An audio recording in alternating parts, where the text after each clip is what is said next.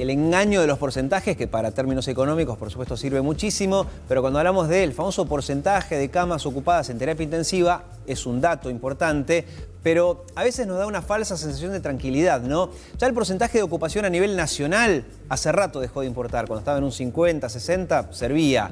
Pero ya la ocupación de camas de terapia intensiva a nivel nacional, mayor a un 70%, y se engloba desde Formosa hasta Ushuaia, ¿no? ¿De qué le sirve a un mendocino saber que en Chubut hay camas libres? Y lo mismo ocurre a nivel AMBA, cuando se habla de más del 80%, es la misma historia. En la práctica esto implica que en el barrio donde vive uno o en el partido puede estar todo ocupado. Y no es tan simple trasladar pacientes. Por eso vamos a hablar con Guillermo Chiapero, que es el vicepresidente de la Sociedad Argentina de Terapia Intensiva, no solamente para hablar de esto, ¿no? De la falsa sensación de tranquilidad que podemos tener cuando hablamos de porcentajes, sino de la importancia del recurso humano. Porque hablamos mucho de camas ocupadas, pero por más que se liberen algunas de ellas, el personal sigue siendo siempre el mismo. Guillermo, ¿cómo estás? Buen día. ¿Qué tal? Buen día, muchas gracias por haber llamado. No, por favor, gracias a vos por tu tiempo, porque sabemos que es lo que menos le sobra en este momento. ¿Qué nos puedes decir, vos que estás todos los días allí, con la cuestión del recurso humano, ¿no? Yo a veces pienso, si China mañana, por nombrar un país, nos dona 20.000 camas de terapia intensiva con sus respectivos respiradores, no cambia mucho el panorama para ustedes, ¿no? Contanos por qué. La situación desde el punto de vista del personal que se desempeña en las unidades críticas es bastante preocupante. En lo que respecta a los médicos, somos un grupo de especialistas relativamente bajos, aproximadamente 1.800 en todo el país, y con el incremento del número de las camas que ha ocurrido para poder satisfacer las demandas de pacientes COVID, nos hemos visto exigidos a atender muchos pacientes más y en este momento el personal se encuentra agotado y realmente cansado y muy desmotivado.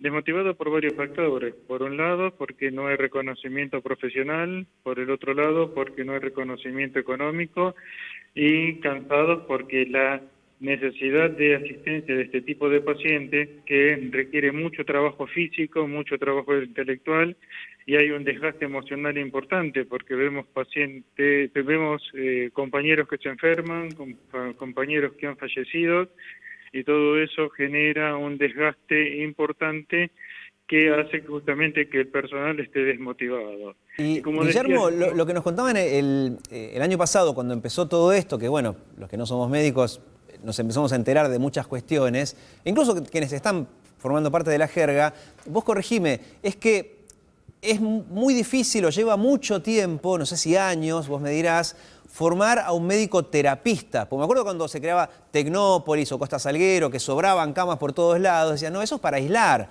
En las terapias intensivas, incluso por más que se pongan muchos respiradores, es difícil formar gente que sepa, ¿no? Manejar esa situación, ¿es así? Exactamente es así. Para formar un intensivista se necesita como mínimo 4 años de formación en terreno. Esto quiere decir una residencia a tiempo completo con una práctica supervisada para poder adquirir las competencias y habilidades que esta especialidad que al momento actual que es muy compleja en cuanto a la asistencia de los pacientes por la calidad de los pacientes, más toda la tecnología que tenemos involucrados lleva un tiempo de entrenamiento diferencial. Todo eso es necesario que el profesional esté inmerso en el trabajo cotidiano para poder adquirir todos los elementos que le permitan brindar la mejor calidad de atención. No podemos formar un intensivista con un curso, no podemos formar un intensivista en muy poco tiempo. Y eso lo que también redunda es en la calidad de atención. Se han visto en trabajos internacionales que los pacientes graves tienen mejor resultados cuando son asistidos por médicos intensivistas. Y hay un fenómeno que es importante recalcar en el contexto de la epidemia, es que los pacientes tenían una mortalidad menor al inicio de la epidemia que ahora que estamos en la segunda ola, y esto es al revés como que lo que ocurre cuando nos enfrentamos a una nueva enfermedad. porque cuando nos enfrentamos a una nueva enfermedad, en general uno va aprendiendo y va resolviendo los problemas y mejorando la calidad de asistencia. En este caso lo que se ve es que la sobrecarga de trabajo impacta negativamente y hay peores resultados que los que uno esperaría en este momento de la evolución de la pandemia. Claro. Guillermo, te hago una última pregunta, porque sé que el tiempo apremia. Agradecemos muchísimo el que nos dedicás a nosotros. Y es más, es muy abierta la pregunta, para que vos vayas por el lado que más te parezca.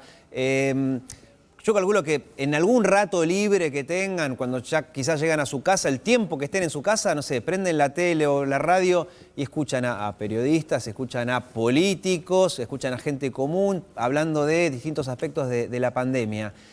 Y vos, que representás a este grupo, que es el cuello de botella más difícil, porque todo el sector médico la está peleando, pero los intensivistas, bueno, son los principales protagonistas de esta historia, y vos que sos el vicepresidente de la Asociación de Intensivistas, me interesa escucharte, o sea, no preguntarte yo, contame vos qué es lo que no se está diciendo, o qué es lo que hay que enfatizar, o qué sentís, decinos lo que a vos te parezca. No, lo que nosotros desde la Sociedad Argentina de Terapia Intensiva ya venimos planteando hacia las autoridades algunas mejoras para la especialidad.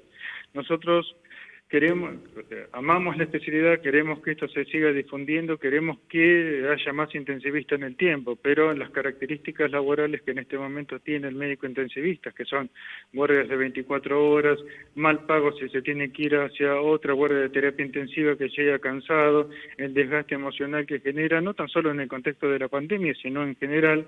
Bueno, todo esto lo hemos planteado a nivel de las autoridades y no hemos tenido ningún tipo de respuesta. Desde la Sociedad Argentina de Terapia Intensiva tenemos propuestas, estamos dispuestos al diálogo, queremos que se nos escuche para ver si en el futuro podemos empezar a mejorar todas estas condiciones laborales, porque si no, es una especialidad que va en vías de desaparecer. Cada vez menos profesionales jóvenes están eligiendo la terapia intensiva y quedan puestos de residencia vacantes, justamente porque cuando el médico joven se proyecta a los 60 años haciendo guardias de terapia intensiva de 24 horas, no las quiere hacer y elige otra especialidad.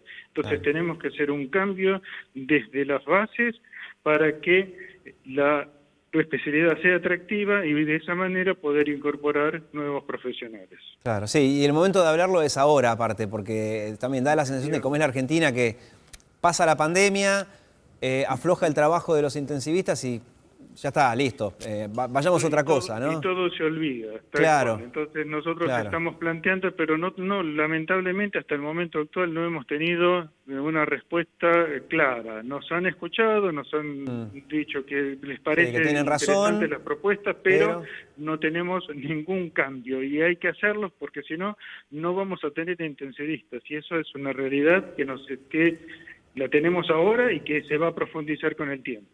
Clarísimo. Guillermo, gracias por tu tiempo ahora, bueno, por tu trabajo y el de todos los intensivistas y, bueno, en general el sector médico. Gracias de corazón. Muy bien, amable. Gracias por llamar. Chao.